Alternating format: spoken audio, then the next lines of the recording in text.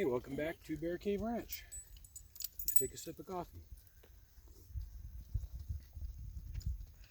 Well, today, if the dogs don't hit the tripod, is our 6-month anniversary update. Go. Calm down. Go. Go. Go lay down. And 6 months was actually On the 10th. on the 10th, and today is the 17th. 17th? Yeah, so we're a week late. But that's because she was out of town, and I didn't want to do it without her, and I think you have some good insight to share on this. Yes. So, hello, Kanik. So, Kanik missed me. A whole lot. Okay. All right, I love you. You Down. gotta get down. We're trying to do a video. So, gross. So, I left here in Nevada and went to Idaho, back to Caldwell, Idaho for a week. Well, 8 days, I guess, from Friday to Friday. And I discovered actually quite a few things while being there. While it was nice to see family and visit with them and have, you know, more time to just kind of relax and stuff, I realized that the city life is just, it's not for me anymore. I've always kind of enjoyed like the smaller town feel that we had in Idaho, but over the last few years it's just grown so much to the point that it's not a small town feel anymore. In some parts of it is, but the Caldwell Boise area, it's just not. It's just one big city now, it seems like. Yeah. From 4 cities have just grown together, and now it feels like going to Salt Lake City anymore, honestly. While we were there, we had an air alert for almost the entire week, and I don't ever remember that happening. Smog alert. Yeah, it was, well, they called it an air quality alert. Yeah. The news called it pollution, and what it was smog. It was just a brown haze that you could see, and it smelled like exhaust and trash. It was disgusting. I hated it. I had a cold while I was down there. I mean, I was kind of getting over my ear infection, but it was more than that. Like, I mean, instantly it was just, as soon as we dropped down into the valley, my sinuses, you know, got kind of clogged up, and I could just feel the pressure and stuff, and it didn't really go away until I got back here, where it's drier and clearer, and, you know, there's no brown haze. If there is, it's because of a fire, not because of pollution. Yeah. So I definitely realized that this is for sure the life for me. Like I said, I enjoyed seeing family and stuff, but the actual city part of it, it was terrible. I didn't appreciate the traffic. I didn't appreciate all the people. They're rude. They're in a hurry. And I guess you don't really realize what it's like until you get away from that.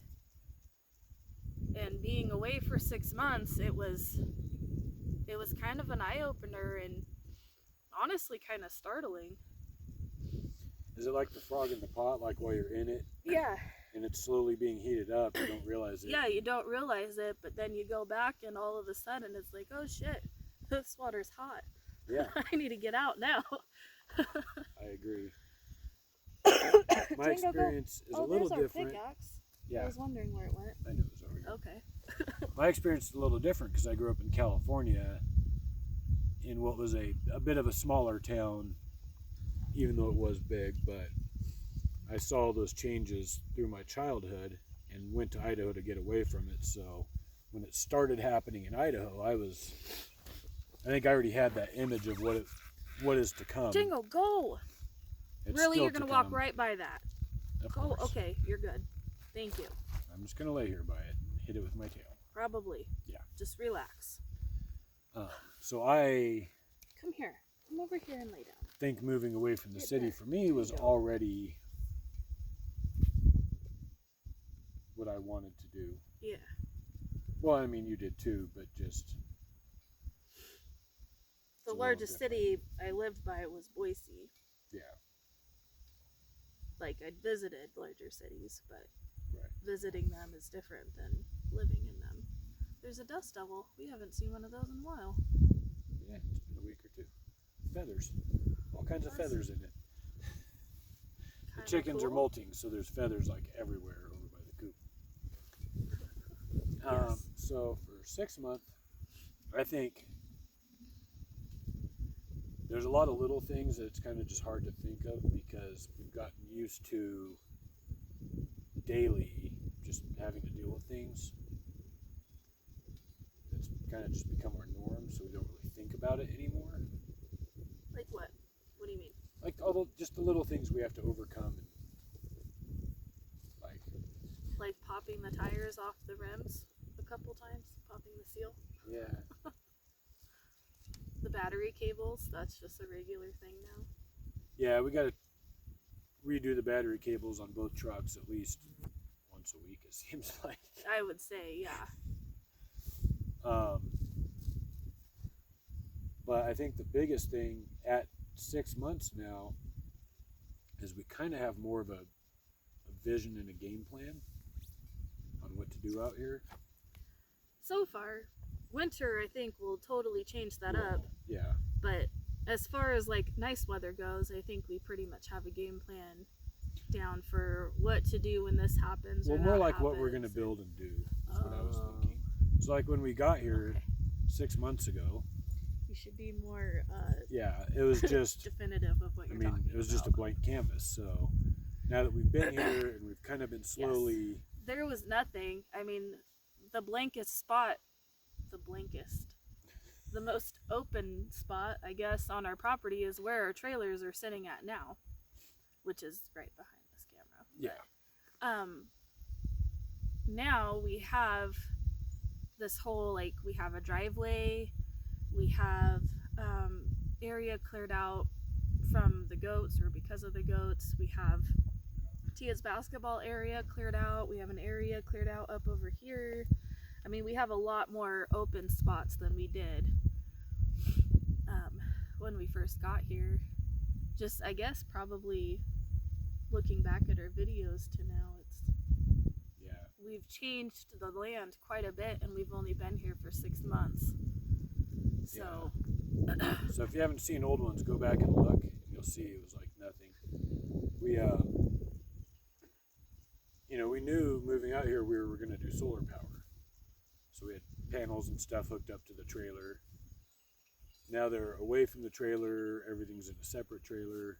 We've got plans to run like permanent power lines to various throughout the spots. property. Yeah. So it's kind of stuff like that. I think getting the infrastructure more into place and more solid. It kind of takes time to do that. Well, it takes time not only to realize that you can do it, but to realize how beneficial or okay, Kamek. Yeah. Okay. How achievable that goal actually is. Yeah. Fuck. She's a very loving dog. She is very, very loving. If you ignore her for 5 minutes and she sees you, she thinks that it's been hours. And how could you leave her like that? Yeah, so getting, I guess, more permanent things in place to make life easier. Mm-hmm. We're to that point to kind of start doing it.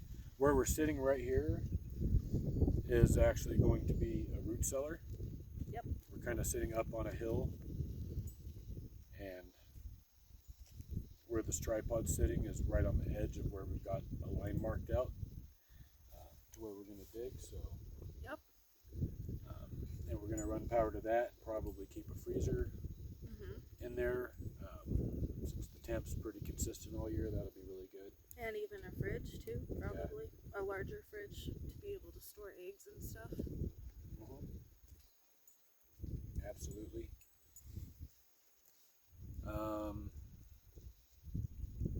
I did put on Facebook for anything that people wanted to hear about, and somebody mentioned trapping. We're not trapping yet. Oh, I don't have access to the Facebook page yet. Right. Because you haven't downloaded the Pages Manager app. She deleted her Facebook, so Because I was done with my social media class. yes. Thank God. So every state's different. In Nevada, you need to have a trapper's license to actually trap animals or to sell fur of any type of animal, no matter how you catch it. Yep. So having been here only 6 months, we're really just establishing residency. We haven't gone and gotten licensing for that yet, so we're not trapping yet. Nope. It is something we're interested in doing. It's the middle of November, so it's a little unseasonably warm. It's been up in the 50s and 60s. So I think as we get a little bit closer in the winter, we'll probably look at getting those. Probably in January, it would make sense to get our licenses, because if we buy it now, then we have to wait like a month and a half and then go and get the new And we ones. probably won't be selling any fur at all this year because the fur sales are in like February. Well, not only that, but we need to know, like, Yeah. we need to work on skinning them so that we know. Yeah. So anything we'll get, Can we'll get kind a of good price for them. use for ourselves, basically. But yeah, I think we're gonna look at some snare traps. You found a pretty good deal Yeah. on them, and then maybe even, I mean, they sell them at Cal Ranch. Yeah. But they have like the snap traps. the snap traps that might be good. There is a bobcat that's around and a mountain lion. It'd be pretty awesome to be able to catch Yes. either one of those. We've seen prints from the bobcat a while back, and we've heard rumors about the mountain lion that it likes to roam this area in the winter. And check tents. So don't come camping out here in the winter time. Yes. Make sure you have a solid structure. Other than that, it's just like the coyotes, badgers, and rabbits. Deer and antelope, of course, are around. But Can you do cottontails here or no? I know Yeah. you can't shoot them, but can you trap them? you can if you're licensed. Oh, that's why we could just. You have to do have the your regular jackrabbits. hunting license. Oh, So okay. jackrabbits, coyotes, and badgers are 3 things in this area that you do not need a license to hunt. They're unprotected, and resident, non-resident, doesn't matter. You can just hunt them. They don't care at all. But if you're going to sell the furs, you would need an in-state trapping license. So, or to transport them out of state. Does that count if you're going to use the furs for like a craft? Because like we talked about making rabbit fur gloves and No, stuff. if you're doing it for yourself, it's fine. You just No, can't sell I meant to sell them at the farmer's market. No, then you're not selling raw fur. It's selling, yes, you can sell items made of fur that you get, but you Okay. can't just sell the furs at like the fur sales. Okay, I see. Yeah. That makes sense. A lot of regulations and confusing stuff, but He looks all that up and tells me what I can shoot and can't shoot. yeah, pretty much. So that's Hey, that. look, there's one of your crows. Yep. We were also asked about how we're handling the cold. Well, the easy answer is it's not really that cold. Well, even then, we just kind of are. Yeah. Like, we came from Idaho where it was cold in the winter time. Like, not typically this early in the year, but stop. But we came from an area that was already cold, so it's not like we came from California or Florida. Or, like a warmer climate area. We came from an area that was already colder and whatnot, but we got some beanies. He has some insulated coveralls and overalls for when he's out working in the cold and stuff. I have leggings that I can just put on underneath my pants to keep my legs warm. We have warm socks, gloves, coats. yes, wool socks are your absolute friend. Big, thick Yeah. wool socks. Those are the best. We also got like some face masks. What are they, like balaclavas or some? Yeah. I don't even know how to pronounce it, but it goes over your whole head and like basically just our eyes show. And it's supposed to help like block the wind, which they do pretty well. We've used them for our motorcycle rides and stuff. And, Yeah. they've done fairly well at helping with that. So we just, I guess, kind of dealing with it like that. We also have the heater inside. It's rated for 1,000 square feet, and our camper is like 240 square feet total. So Yeah, um, we keep it on the lowest setting, and it's fine. sometimes Totally it even gets too hot. Yeah, So, which we got the higher rated one just in case it does get too cold. We wanted to make sure that we were warm enough, and wouldn't have to go out and buy supplement heat as well. And that's off of propane. There's no natural gas out here, and trying to run a power heater would kill our batteries in a second. yeah. um, We have discovered a big flaw. The batteries we got sucked. Yes, so we have two 35 amp batteries and then two 39 amp batteries. We also discovered that marine batteries are not the same as deep cycle batteries. So even if they say marine deep cycle, they're different than a deep cycle. Yes, They're we kind of a discovered hybrid. that later. So, So we've got new batteries coming. Yep, we have a 200 amp hour battery. Well, Two 100 amp hour batteries. We found a pretty decent price on Amazon. They're called Neptune batteries.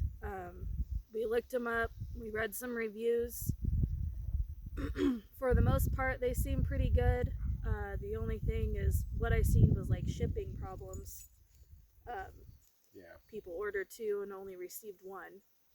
So we'll follow up with how well the batteries do, but they're true deep cycle batteries that will already increase our battery bank more than what we have right now, because we have about 150 amp hours. We're going to remove two of the four that we have and put these in, and then we'll get another two and take the other two out. So we're going to go from 150 to 200 up to 400 probably within the next month. We'll have like 270 for a while, and then continuously kind of move up. Yep. That way. So definitely do some research on your batteries. We also discovered when we went through and bought some 18650 batteries, we ended up getting the Ultrafire. I didn't realize that apparently that's a very popular brand that they like to knock off. So we bought some 9800 MAH size or type, and quickly discovered that they're actually worse than our 1500 yeah, those are for the batteries. flashlights. So we'll be replacing those, but that was a $12 lesson, so I guess it cost us $12 to learn not to just get the cheapest batteries that you can find. Yep. We also, what was the other lesson that I found? Oh, we got a cast iron waffle maker from my grandma, and I learned one way not to use that. That was on the barbecue. Yeah. Yeah, don't do that. Don't use your... So what we tried to do, or what I tried to do, was use it on the 2-burner stove at first, but it's too big. The 2-burner stove is, so that didn't work. So I was like, oh, I'll just use it on the barbecue because I don't want to mess with the waffle mix. And then that didn't work either on the barbecue. So then I just ended up bringing it inside, and I made one half of a successful waffle. Yeah.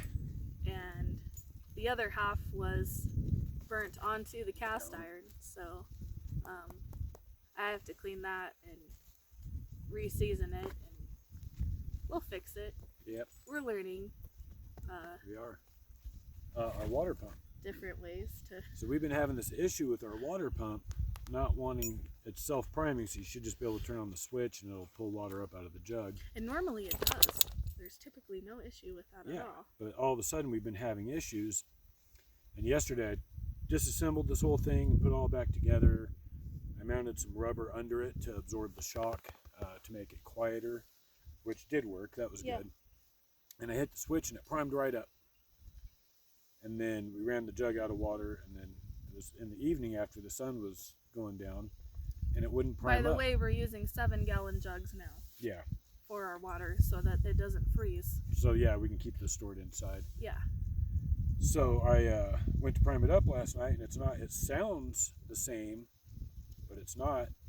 And then she was thinking, hey, maybe the battery just doesn't have enough like amps to really get this thing going. Because it's always been like at night, or there was one time when the batteries just weren't charged up, and I flipped it on and ended up killing the batteries. Yeah.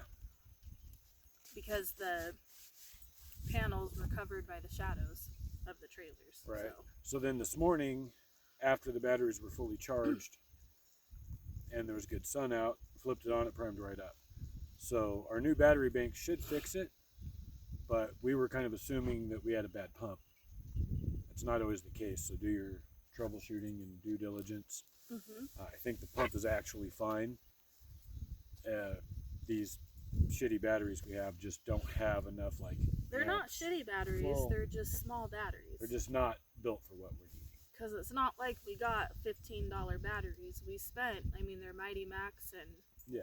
Marine batteries from Walmart, so they're not terrible batteries. It's No, just, but we will They're still use smaller. those batteries for other things like portable. Yeah, we'll probably use one specifically to start pumping the water from the big 55-gallon jug over to like the chicken water and the goat water. Yeah, we've been using a hand pump, and we're gonna get another DC pump to use just for that. Or end up replacing the one in our camper. And then that way we'll just have a backup one as well. Having a backup's always good, and it'll save us like 2 or 3 hours a week of just pumping water. Yeah. We also talked about using one of the batteries to connect straight to the trailer so that we could still have lights in the morning while we're building up our battery bank. It's true. I don't know if that'll be a thing, but we did talk about doing that. Yeah. And then the other batteries too, we could probably use later on down the road if we end up getting like any other solar powered stuff. Oh yeah. Just to- It's just small, just for lights and stuff. yeah. Yeah. Yeah, exactly. Okay, good deal. I like it. Well, I think we can wrap it up with that. What do you think? Yeah, sounds good. All right. Like, comment, subscribe, share. Follow us over on Facebook. And I think that's it. We'll see you next time.